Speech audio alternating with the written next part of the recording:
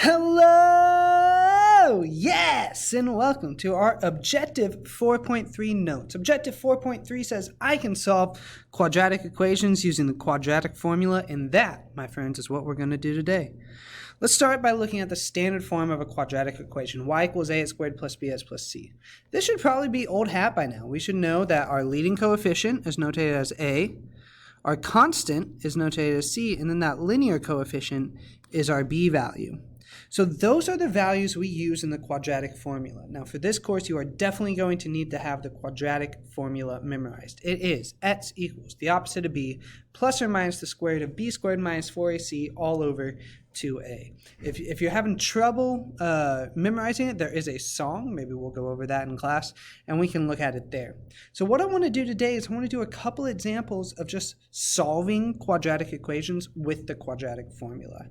So one thing that's important to remember is that the quadratic equation needs to be equal to 0 when we solve with the quadratic formula. So if I look at letter A, that's already the case. We have k squared plus 12k minus 16. So that means my A value would be 1, my B value would be 12, and my C value would be negative 16. So those are the values I'm going to plug in to my quadratic formula. When I do that, I get x equals the opposite of B, 12, plus or minus the square root of b squared, 12 squared, minus 4 times a, 1, times c, negative 16, all over 2 times a, 1. And then we just simplify. So that's how we substitute everything in. Now it's just simplify. Let's do it. So we have x equals the opposite of 12 plus or minus the square root. Well, 12 squared is 144 minus 4 times 1 times negative 16. So 4 times 1 is 1. 4 times 1 is 4. 4 times negative 16 is negative 64. But I'm subtracting that negative. So this will become plus 64 all over 2 times 1 is 2. So that takes me to x equals negative 12 plus or minus the square root. 144 plus 64 will be 208. Divided by 2. So what we need to do now is we need to simplify this radical, the square root of 208.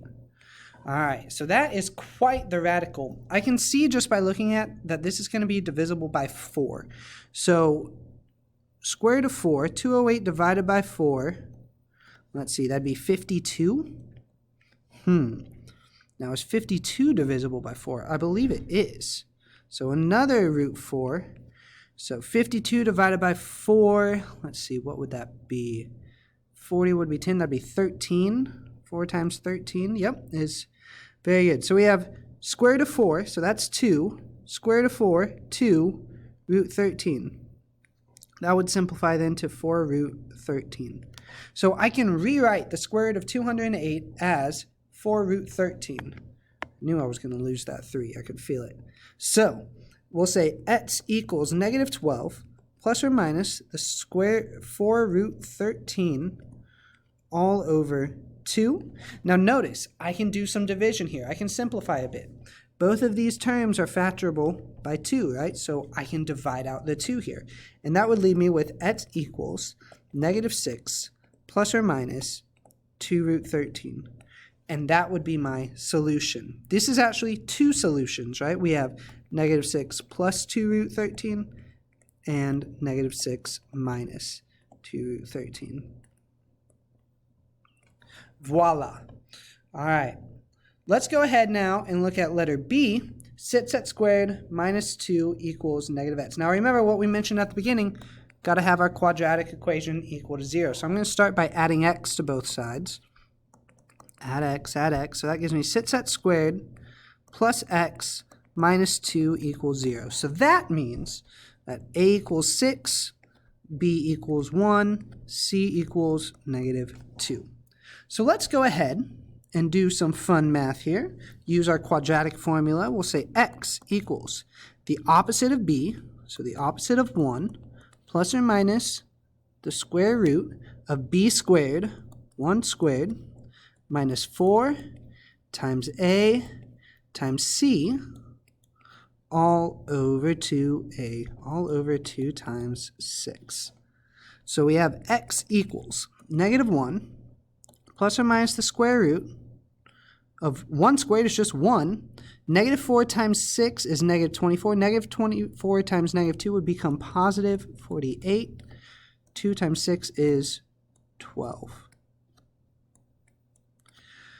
So that gives me x equals -1 plus or minus the square root of 49, not bad, over 12. And here we know that the square root of 49 is 7. So we can say x equals -1 plus or minus 7 over 12. So this is one that we can continue to simplify, right? We can split this into two operations. We can say x equals -1 plus 7 over 12, or x equals -1 minus 7 over 12. So let's do those operations. -1 plus 7 would be 6. Right? So x equals 6 over 12. That tells me x equals 1/2. -1 minus 7 would be -8. -8 over 12. So that simplifies to x equals -2/3.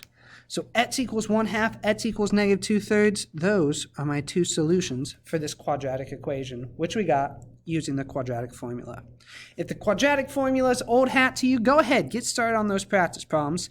If you want to see some more examples working with the quadratic formula, go ahead and check out that sample problems video. This is Mr. Carter signing off. I'll see you next time.